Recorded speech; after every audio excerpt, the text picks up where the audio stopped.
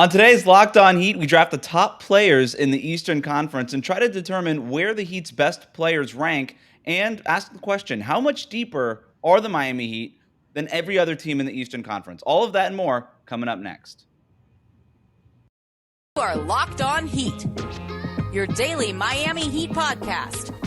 Part of the Locked On Podcast Network, your team every day.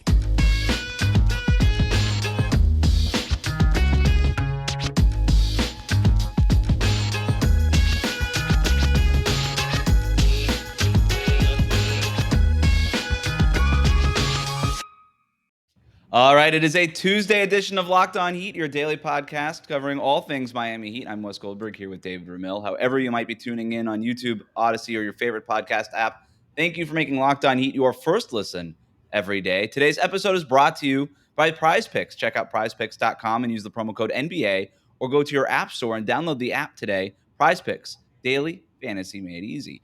All right, we got an interesting show for you guys today. What we're going to do is take all of the players in the Eastern Conference playoffs, and we're going to have a draft. We're going to have it's a rotation draft.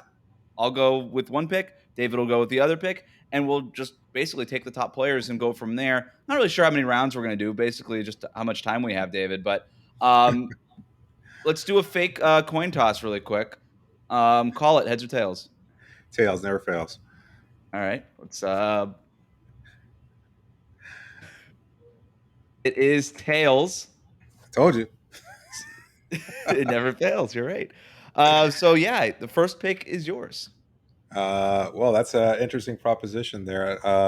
And I know that I feel like we're already going to, some Heat fans are probably going to wonder whether or not we're going to take a Heat player first. But I mean, we're talking about all the players in the Eastern Conference. So you have to think objectively. Right. And I know that's difficult to separate your fandom. But if you could take all the players in the Eastern Conference and say, who would you like to build a team moving forward? He's not going to make it. He's not going to be my first pick. Despite the 40-point outburst in the last game of the season against the Orlando Magic, I'm not taking Oladipo first. I'm actually going to go ahead and take the most unstoppable player offensively in the NBA, and that's Kevin Durant. He is my first overall pick. You said unstoppable, and I thought you were going to go straight from unstoppable to Giannis, but you went Kevin Durant. I can't blame you with that. I mean, he's probably, if you're going to take one player for one game, it's Kevin Durant, right? And so that's a good pick. I'm going to go with Giannis, number 2 then. All right. So I think that's finals MVP, champion, putting up MVP numbers again for the third straight year. Arguably, my rationale against that, I know it doesn't really fit this exercise, is like, I mean, can Giannis was fantastic in the playoffs last year, except against Miami. And knowing that, is that still a player that you think he could be targeted, or is it even a consideration in this exercise? Well, I mean, the way that he's worked on his game, the free throw shooting is so much better this year. The mid-range shot is so much better than it was 2 years ago and even last year. The three ball is still not really there, though he still tries to shoot it every once in a while. But what he just does defensively everywhere, he can play center. He can I know that he's limited in a lot of ways, but how positionless he is defensively also unlocks a lot of kind of lineups for Milwaukee too. Yeah. I think it's a pretty easy decision. Yeah, is he a perfect player? No, he's not. But he's dominant and physically dominant. And that's the other thing too, is when you're talking about these 7-game series, we've seen him get stronger as series go on. And that's the kind of player that I really like to have too. There's some Heat players like that too that we've seen. But right now, I think it's pretty clear KD and Giannis. And by the way, if we were holding a draft for the entire NBA, not just the East and the West playoffs, all the players in the league, you could still make the case that it would be Durant and Giannis, right, as the top 2 picks. So I think it was pretty clear. But your next pick is yours. The MVP candidate, and it pains me to do this, but Joel Embiid is my second overall pick in the Eastern Conference playoffs. Ooh. All right. Who else were you considering here? No one really. I think it's pretty, like, again, in considering who the best players in the East are, it seems like there's a pretty clear top 3. And then from there, maybe things start to get a little bit iffier, although I have a strong suspicion as to who you'll take fourth.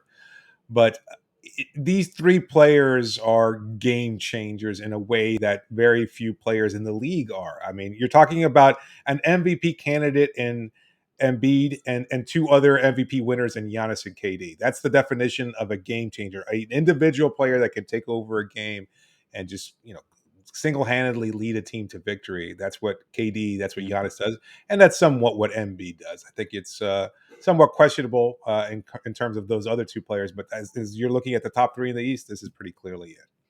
So who's your second pick? Well, one note on Joel Embiid too. When we look ahead to the playoffs and specific to Philadelphia, I know that we wanted Philly on the Heat side of the bracket, right? Because that means you only have to go through one of Milwaukee and Boston and possibly Brooklyn, as long as Brooklyn handles business tonight against the Cavaliers and ends up being the 7th seed. But Philadelphia, I think, is a little underrated now. Like, a lot of people are kind of picking the Raptors to upset them in the first round, and I'm like, you know what? I respect the Raptors and everything, but it's the Doc Rivers factor. I think that's a big part of it too. Well, I mean, as far as the coach, if the series just came down to coaching, this would be a 4-game sweep in favor of the Raptors. Okay, it might be a 3-game sweep. But like, Toronto plays pretty slow.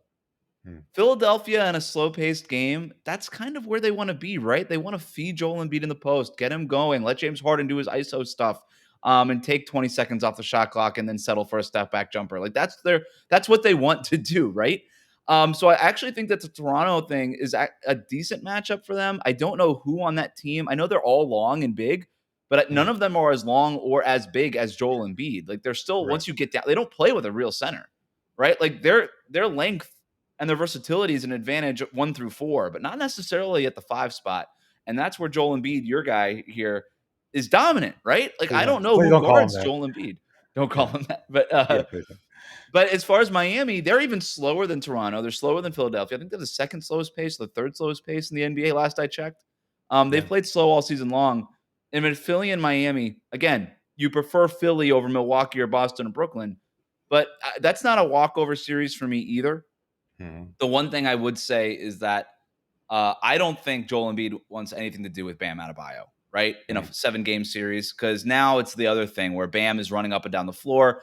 I know that Miami plays a slow pace when you kind of expand for 48 minutes, but they're very opportunistic and kind of running off of rebounds, running off of inbounds, just picking their spots in transition. And I could see just Bam just like leaning all the way into that and just making Embiid run up and down the floor. So I don't know. What do you think about, like, we haven't really talked about Miami Philly as a potential matchup? No, it's certainly an interesting one. I like it just from all the off the court stuff, like the Jimmy drama, the MVP consideration, and like even Harden too. Like, so much going on there. I just it seems like there's bad blood between those two teams, and maybe in a way that really should have, because it's not like they made up in the playoffs years ago, and it really wasn't much of a series. So I find it very, very interesting. I think Miami could win that series, if not fairly easily, I think convincingly, maybe a 6-game series. Maybe I think that could be. I'm not concerned about Philadelphia. Perhaps maybe to your point about whether or not they're underrated or underappreciated. I'm just not sure whether or not it's going to tie all together. Like, they feel like they've strung this team together. They're still missing a third complementary player, as good as Tyrese Maxey is, as good, as solid as Tobias Harris is. I just feel like they're missing something, and I'm not sure what it is yet. And maybe we'll figure it out. And we've seen teams flip a script. What is it? I think it's the James Harden they thought they were trading for is what I think they're missing. Yeah, that's possible. No, I mean, the off the court thing is, like, there's a history between these teams in the playoffs too. I mean, you could argue that 2018 series when they beat the Heat in the first round that year, that was like the best. That's the greatest playoff achievement in like the process era since they got into the playoffs, right? They've been in the playoffs now. What is it? 5 years, 6 years it's going to be 6 years in a row. Yeah, that 2018 series is probably the greatest accomplishment since like Joel Embiid and Ben Simmons started playing playoff games. So I guess you're right. All right, so you got Embiid. I felt like you were setting me up so that you could take Bam with the 4th overall pick here. I'm not. I thought about it. I thought about going Bam with the 4th overall pick. I'm not even sure if I would take Jimmy Butler over Bam or Bam over Jimmy Butler. It's that close, and to me, it really depends on the game, right? Like, against Boston, I would take Bam before I took Butler, just because of how disruptive we've seen Bam be in that series. Not that Jimmy Butler wasn't, but like Bam was otherworldly, right? When they met in the conference finals a couple years ago. But Against the Sixers, yeah, I probably would take Jimmy Butler because I think that who on Philly is guarding Jimmy Butler? But that's not what this is, Wes. This isn't like against teams. Who's the You're fourth right. best You're player in right. the Eastern Conference? All right, I'm not going to take any Heat player. I'm going to take Jason Tatum at 4, just because of the leap he took this year. I think that he deserves that respect. I'm taking Jason Tatum at 4. You could fight me on it. No, I mean, I'm sure our listeners would. Like, going with the Celtics. Like at this point, we're picking a net, a Sixers player, a Bucks player, and now a Celtics player. This is Yeah. locked on Heat here. Well, this And is what yet we've been saying all year is that they don't have the star power, but they can make up for it in other ways. But we've been here this whole time. They don't have a top 10 guy on their roster, even though Jimmy Butler's probably right there. I've got him at like 11, but that's the whole thing. That's the whole thing. And our point is that it may not matter, but we'll talk about that later on the show. But first, just a reminder that today's episode is brought to you by PrizePicks, daily fantasy made easy. And easy is really what it's all about. As fantasy props and pick'ems get more popular, PrizePicks is making it easy for you to play.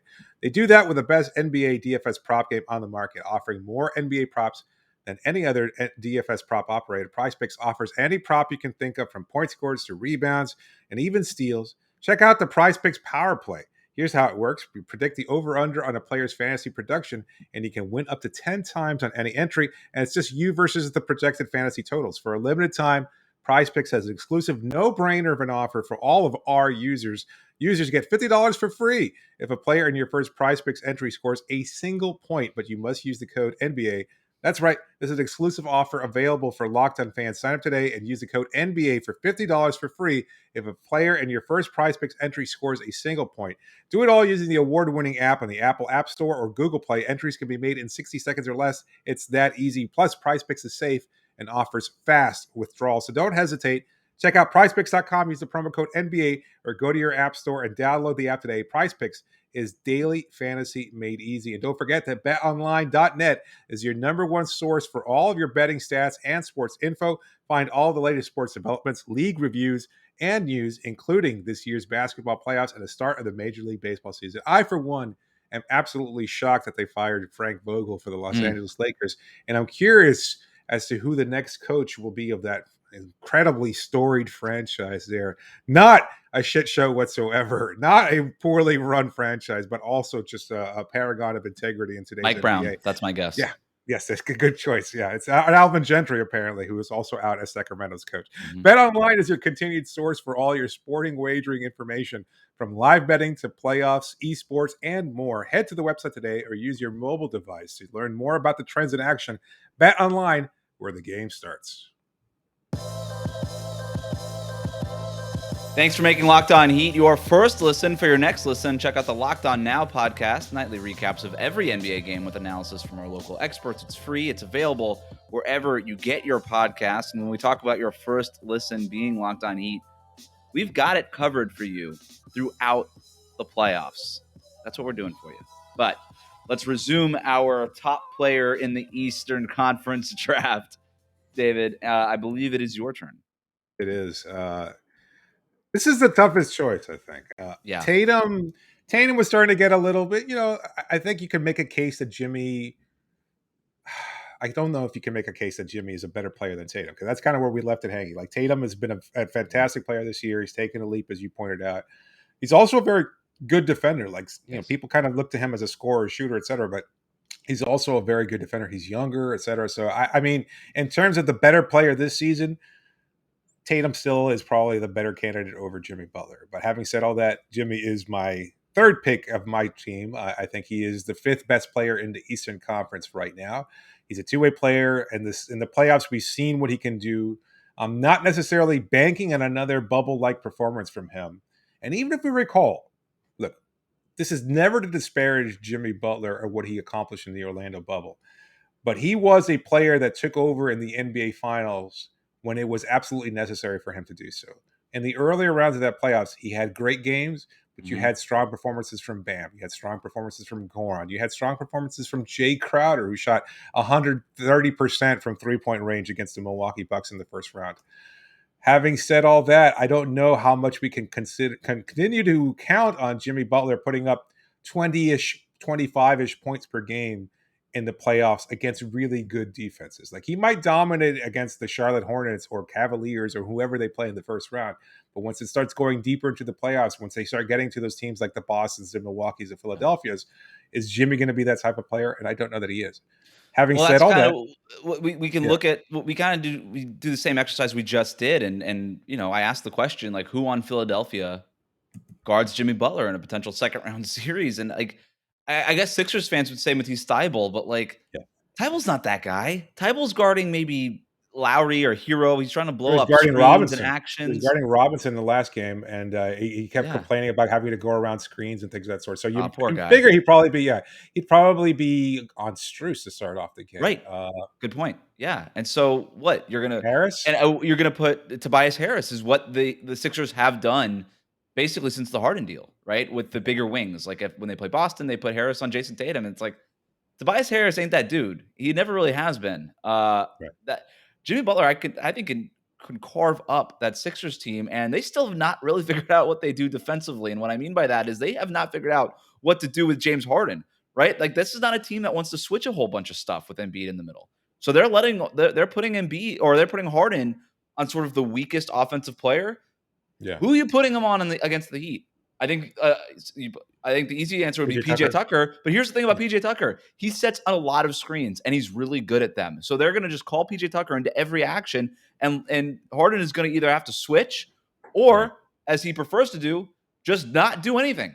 And then whoever is involved in that screen with PJ Tucker is going to blow right by nobody because nobody's going to be there. And so I think Jimmy Butler can carve up this, and a lot of times that would be Jimmy Butler, by the way. Is Jimmy going to score? Is Jimmy going to score 25 points per game in each of the 5-6 games that they go up against Philadelphia or anything? I think he could against Philly. I think he could against Philly. I think there's other matchups that we could discuss, but against Philly, yeah, I think he could dominate that series, and he would want to your point earlier. Like he wanted out of the 76ers, but I think he still doesn't like them for trading them. I don't know. That's just how athletes work, but. Yeah, I mean, you look at Boston. Brett Brown's not there anymore, so it doesn't matter. That's true. I have no problem with Butler at 5. Like I said, I'd be split between him and Bam. But because one last Jimmy Butler stat before we move on. First 48 games of the season for Jimmy Butler, averaging 0.4 makes on 1.9 3-point attempts per game. That's 19% on like no shots. In the last 9 games, Jimmy Butler, 1.1 makes on 3.0 attempts per game. That's 37%. Now, I'm not saying that he's going to shoot 37+% throughout the postseason, but I'm not telling you he's not either, right? Like he has so much more space now playing the 4 and everything that the Heat have done, adjusting the lineups and sort of a little bit of the things on the offense that they've done. He's shooting it confidently, and you keep hearing I've been wanting this for months. You've been calling for it. Yeah, I've been saying it's like, this is... It stretches the floor. Like you see the offense stagnate when he's just holding the ball at the perimeter and he's not sure what to do with it. It's like, dude, just put up the shot. And it's working. Like you see a fluidity to that offense where it's there. He's not necessarily a threat, but I mean, he's an option at the 3-point line. And that's all Miami needs right now. Yeah. And that's the thing about Jimmy. And we saw it in the bubble. He can go toe to toe with any of these guys we were just talking about, any of them when he's on. And if that 3-point shot is falling, that's a completely different Jimmy Butler, right? Like that's a completely different dynamic. Yeah, it's pretty good. It's pretty good. 9 games, but it's good. I was looking at the numbers for Lowry. You know what he's shooting since February, March, and April games combined. He's shooting 47% from 3. I was gonna say like 42%, 47%. That's right. I feel like I haven't seen him miss a 3 in forever. He's certainly making a lot of them. 47%. I mean, that's ridiculous. He shot like 30-ish% over the first 3 months of the season. And then from February on, and this was, missing games here and there throughout the season. 47%. It's unbelievable. It's the same thing with Jimmy. Like once they start shooting them, they start getting confidence. The percentage starts to go up. That's it, man. Like people forget Lowry, a career 37% shooter. And that was like with not great years to begin his career. Like, it's been higher the latter years. Number 6 is my pick. I'm going with Bam Adebayo. Should be the defensive player of the year. I don't care about the games played, especially this season when so many people miss games for so many different reasons. I shout out Dan Devine for the ringer. He's like the only dude that I've seen on a national platform picking Bam for defensive player of the year. To me, it's a no-brainer. And he has a much better case than Marcus Smart. He has a better case than Rudy Gobert. He should win it. And he's my 6th pick here. and I almost feel like it's a little too low here. I could see Bam outplaying Joel Embiid in a series, as good as Joel Embiid has been. I could see Bam being the best player on the floor in a Celtics series, despite me taking Tatum over Bam. Yeah. But that's just the way it is. You've got Butler with the 5th pick, and then I took Bam with the 6th pick. I mean, this is kind of what we're getting at here, is that while Miami may not have the top tier talent, you start to see slowly here and there that Miami's depth is what sways things in their favor. So I think it's a great choice because of what he can do defensively, because of the options that he provides offensively. Like I went on a Bucks podcast just yesterday and talked about the matchups against Milwaukee, and Brook Lopez, always a player that has challenged Bam and what he can do because of his length and size and things of that sort, and yet there's a renewed confidence, at least for me, in what Bam can do offensively, because this is a player who's much more willing to shoot that mid-range jumper. And not only that, but able to hit it at a much better pace, at a much better rate. So Yes. is he setting up Brook with those 15-foot jumpers? He can blow past him. Yes. And I think he can certainly get to the rim, get to the line, and that sways a favor again in Miami's favor. So and starts to pull Giannis into those actions in the paint. And we know Bam as a passer, very capable of spraying out to those shooters, which the Heat have more of than ever. One stat cutting on Jimmy Bam, Butler, going into including Jimmy Butler now apparently, 16 straight games shooting 50% or better from the field from Bam Adebayo since March 7th. Going into the playoffs, that streak is not over. He's still actively on that streak. It's the 3rd longest streak in Heat franchise history. That's something LeBron never did. We think about, what was that, 2012, 2013, when LeBron was just like, I'm going to shoot 60% every game. He didn't do it for 16 straight games. He did it for like a month. But Bam Adebayo is, like you said, he's got that floater going, that mid-range stuff. It's not just everything at the rim like Rudy Gobert, right? Who's like always shooting like 60% from the field because he just dunks everything. Like there's finesse to his game, and he's starting to hit his stride. 16 straight games, 50% or better. Next pick is yours. Yeah, well, I'll save my next pick for the next segment. But talking about hitting their stride, you don't have to worry about hitting your stride with RockAuto.com, a family-owned business that's been serving auto parts customers online for over 2 decades. That's reliability right there. You know exactly what you're getting. You go to a chain auto parts store, and you might find a part you're looking for. They could order on their computer. Maybe they have it stocked up in their warehouse. Why go through all that? They're just going to look it up on their computer. You've got a computer at home or in your pocket, which means you've got access to rockauto.com. Their website is so easy to use, so easy to navigate. Just a few clicks, you find exactly what you're looking for your car or truck. I did it, saved hundreds of dollars rather than going to a body parts shop. You don't want to do that. You don't want to go to a place and have them kind of yoke you around, and you're not exactly sure what you're getting out of it. You always wind up feeling like you're getting screwed over, but you never have to worry about that from rockauto.com. So go to rockauto.com right now. Find everything you're looking for your car or truck. And then when you're ready to check out, you go to the section that says, "How did you hear about us?" And you write the phrase "logged on" so they know we sent you. It's amazing selection, reliably low prices, all the parts your car will ever need. That's rockauto.com.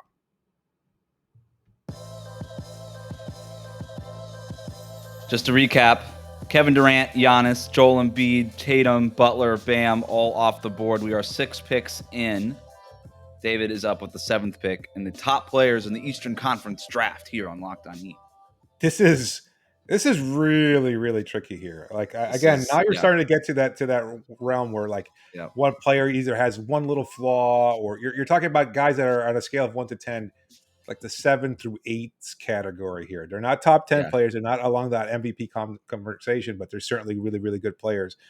DeRozan feels like the obvious choice because he's had the year that he has. Even though I made a case for him on our All-NBA selection last week, I still have a problem with DeRozan's game. And I know he's had a phenomenal turnaround, but we're talking about the playoffs. How reliable could he be? Like, if you're questioning the reliability of Jimmy Butler or Bam Adebayo, who we've seen play at the highest levels and contribute and find a way to be better than they are during the regular season, we have not seen that from DeMar DeRozan. And given that, I just can't vote him in. Okay. I'm okay with that. Yeah. So you've also got Chris Middleton. He's a great option. Drew Holiday is a great option too. I don't know. But I keep coming back to the same thing. I thought about Trae Young. I definitely need somebody at the point guard position. But for all the reasons that we just talked about, I'm going Kyle Lowry. This is a guy who I've seen. Yeah, this is a guy who I've seen step it up in the NBA Finals. Like we've seen him win a championship. We've seen him shoot incredibly well over the last few months. He plays defense. He does everything you're looking for. Like there are other options certainly, but I think Lowry is a really, really good option at this point in time. Considering I've already got Jimmy Butler on this roster, I've got the makings of a fantastic defense between KD, Joel Embiid, Jimmy Butler, and now Kyle Lowry. Well, you had your Kyle Lowry stat. Let me give you my Kyle Lowry stat. Over his last 10 games, okay, he's averaging 17.4 points on 10.5 field goal attempts per game. So he's shooting 56% overall, 50% from three-point range on 7 attempts per game, 6 assists, a steal, 6 assists to just 1.6 turnovers, a few rebounds here, a few steals there. He's been awesome. And Eric Spoelstra, I thought, gave a really enlightening quote. Was it after the Magic game or the Atlanta game? It was this weekend. And asked about Kyle Lowry, kind of obviously ramping up, right, for the playoffs. And Eric Spoelstra just said it has been a joy to basically watch Lowry go through that process. And I do think that there was some friction with the Heat's coaching staff, maybe even some of Kyle Lowry's teammates being like, why are you passing up so many shots? Like earlier in the year. Why aren't you being more aggressive? This isn't like the Kyle Lowry we thought we might have been getting. But publicly, they've always talked about, you know what, this is just Lowry. He's getting everybody involved. And I do believe that there was a lot of communication between Spo, the coaching staff, and Lowry. And I think Lowry, and I think if there was any friction, I think Lowry was always the guy saying, hey, listen, I just won a championship a couple years ago. I know what I'm doing here. Let me handle this. When the playoffs come around, I'll be exactly what you need. And over the last month, he's been exactly what the Heat need. I mean, they don't need him to score 20 a game. That's the other guys we just picked. That's Jimmy. That's Bam. That's Tyler, who we'll get to here in a minute. That Lowry, they need him right here. 17 and 6, 17 and 7, 17 and 8, like right around high efficiency. And like you said, setting the table. He's been awesome lately. And it has been really fun to watch him just sort of pace out this entire season. Like he was just ahead of it the whole time, apparently. I might be playing the results a little bit here, but yeah. No doubt. So we got 3 straight. We got a run on Heat players. Butler, Bam, and Lowry. I'm a little surprised, but I'm not that surprised. I mean, think about the other options there. I think Fred VanVleet. You can make an argument for him with the season that he's having. Pascal Siakam, sure. He's got an All NBA case. Like I'm okay, but again, I'm like we've seen Lowry. He literally won with Siakam and Fred VanVleet. Not to say that they didn't do it, but like that was Kyle Lowry's team, not Siakam and Fred VanVleet's team. Now the Raptors are that belong to those guys, but I have no problem with putting Lowry there. I think you got to talk about Kyrie and maybe even James Harden, but James Harden just hasn't been that dude. Kyrie Irving, like once he's got to play twice every 3 nights, like we've seen him kind of slide. Like he's not averaging 50 points a game like every Brooklyn fan appeared to think that would be the case once he was allowed to play home games. So Lowry's off the board. I am going, this is not easy. I am going to go with, this is not easy. Right. Drew Holiday's a good option. Yeah. I thought about that. But he's another one of these guys, man. Like I know I love Drew Holiday, but like there's too many games where it's just like 4 for 15 from the field and like not really doing much. I know what he does defensively every night, but sometimes that shot is just not. He's been better lately, but it's been the case with him his entire career. I think I'm gonna go I'm gonna go Middleton. I'm gonna go Middleton here. Maybe I'm still just triggered by like the game winner last year in the playoffs against the Heat, but I'm gonna go Middleton here. It's not I don't need a case in the middle. Like a great mid-range guy, hits the 3, is good defensively, length. Not scared of the moment. Always steps up in the moment. I'm going Middleton. Yeah, I think it's a great choice. Next pick's yours. Yeah, it sure is. A little trickier here. You got Butler and KD. Still need somebody, another long wing player. Oh, you're like actually putting a roster together. I'm not even thinking. Oh, I wasn't thinking about that. Well, yours kind of. Oh, I have just a bunch of big men. No, you got Tatum. Tatum at the 2, Middleton at the 2, I guess. I got Middleton, Tatum, Giannis and center. Yeah, that's all right. You're putting together the Toronto Raptors, just long switchable bodies. That's basically you're going to take VanVleet next. Is basically how it's going to shape up. Having said all that, I think I'm going to take the other Toronto Raptor. I'm going to take Pascal Siakam over VanVleet. I have no problem with that. Yeah. I have been a fan of what Siakam's been doing. He's kind of overlooked. I don't know. I made this case. Yeah, I tried pigeonholing him into our All NBA teams for this reason. I think he's been a really solid player. I like what he can do on the floor. He's a guy who can work in the low post. He can shoot from the perimeter. He does a lot of good work. Good defender, good passer, pushes the pace a little bit. Gotten I much better like as a his fit. passer. Can I tell you Yes, a quick Siakam story? absolutely. Have Love you to ever hear had those. like a really awkward exchange as a reporter with a player? Yes, when I Yeah. told Matthew Dellavedova he was a cheap shot artist, Oh, okay. I'm sure he took that great. he did. He loved it. So I was you ever get like a story idea in your head and you're like, I'm writing this story. Like I'm gonna report it and I'm gonna try to write it best I can. Well, it was during the finals when it was Raptors Warriors 2019 finals, and it was during the NBA Finals media day. So they just got all these different chairs set up, and it's just it's like All-Star media day where it just got a bunch of reporters huddling around single players, and you kind of just take turns asking questions. Well, nobody was asking Pascal Siakam any questions, so I went up to him and started asking him some questions. And then the huddle started forming around me, and I was like, Right, "Well, right, I was here first, so I'm just going to ask all of my Draymond Green questions." Because my question was, my whole story idea was like, "Why are you Pascal Siakam the next Draymond Green?" And if right. you've reported on these players long enough, you know that they hate that line of questioning because they're never another player; they're always their own player. A Yeah, player will I'm me. never admit that they are anything like Yeah, another player. right. So he hated the line of questioning immediately, basically let me know with his eyes and like just his short responses, but I just kept asking the questions and it got like more and more painfully awkward. And then it got even worse because then Yeah, all the reporters around me who couldn't answer these questions or ask their questions because Pascal was too busy answering questions he did not want to answer from me, they couldn't get any right. of their questions in either. So I was that guy. Um, it was Nice. not my finest reporter moment. I never ended up writing the story because I got terrible quotes and it wasn't going to work. So anyway, Yeah, shout out Pascal Siakam. I got you that's a here at great number one. 9. That's fine. Good pick. Number 10. I am gonna go. I am gonna go here with. I have to take Kyrie now. Ooh, wow. Over Yeah, Van Vliet, over Holiday, I just think that over when Harden. the guy, he always steps up in the playoffs. One of the biggest, like the second biggest shot in finals history behind Ray Allen's Game 6 shot from the corner. Um, he's not like I wouldn't have him over Middleton or Siakam or Lowry. I wouldn't have him. But right now, I think it's a good value at number 10. So I'm taking Kyrie at number 10. Should we wrap up the exercise now? Because we've got a lot of great players left, and we've gone pretty long Yeah, yeah. here. Let's do like two more each, really quick. No explanations. Just give me your next one, Next two best players here, guys or just coming off one. the I mean, you don't get to bench. take two in a row. That's cheating. Oh, so um, I'm going to go with Jalen Brown. Yeah, I thought about him too. All right, that's number 11. No problem with Yes. that. I'll go Van Vliet here at 12, and then you Uh, got one more my pick. my last pick. You know what? We're looking at a bench player.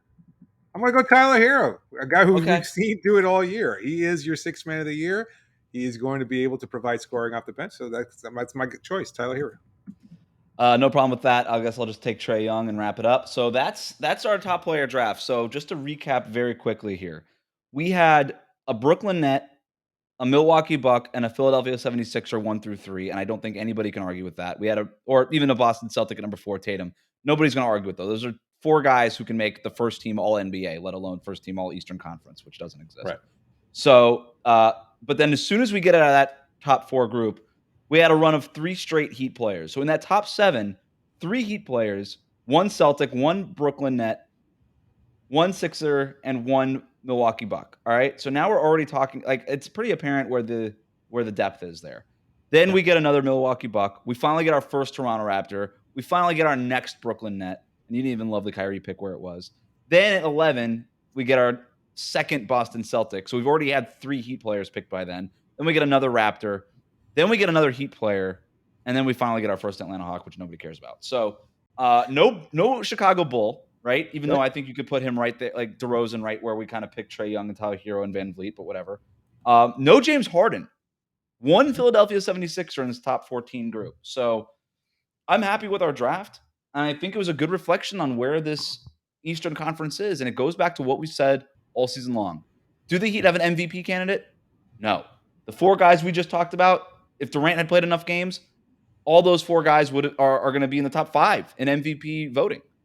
But when it comes to just depth and not even just when you hear depth, you just think about role players. I think Mhm. this is like like B-list, A-list actors kind of depth, right? Like this isn't just like A a bunch great of ensemble nobodies. cast. Yeah, great ensemble Yes. cast. Yeah, like there's like not a Denzel Washington on here, Yeah. but like there's a whole lot of Bradley Coopers. Guys that just stand out in their role, like they chew the scenery for the 5 minutes that they're out there. You remember what they do, but they can't carry a film single handedly. That's fine. Not everybody has to be Tom Hanks.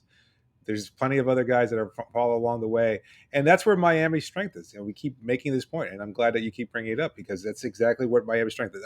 I did this during the NBA Finals too, when they were in the bubble.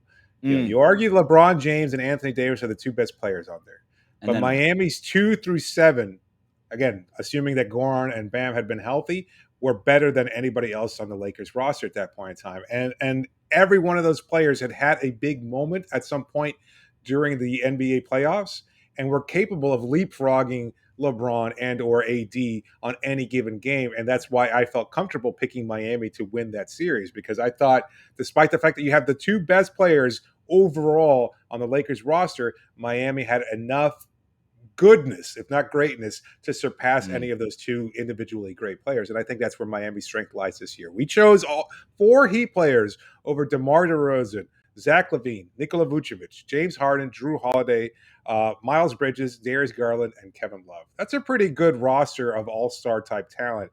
And yet Miami's 4 players, I think, are still better than all those other players that we just listed.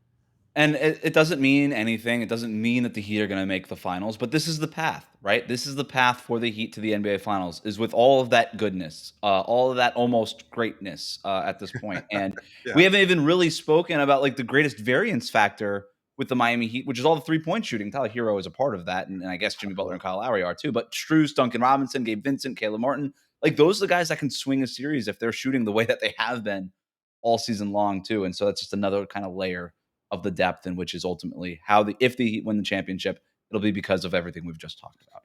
Absolutely. That'll do it for us today. We've got Michael Pina from Sports Illustrated later on in the week. We will have recaps and previews of the play-in tournament in the first round of the playoffs. When we get more information on who wins, we'll have a recap of tonight's play-in game as well. Remember to like and subscribe Locked On Heat on YouTube or wherever you listen to podcasts. Comment and leave a 5-star rating. You can reach us on Twitter at Locked On Heat. Thank you for making Locked On Heat your first listen every day. Now make your second listen Locked On NBA. Locked On experts covering the biggest stories around the NBA every Monday through Friday in less than 30 minutes. It's free.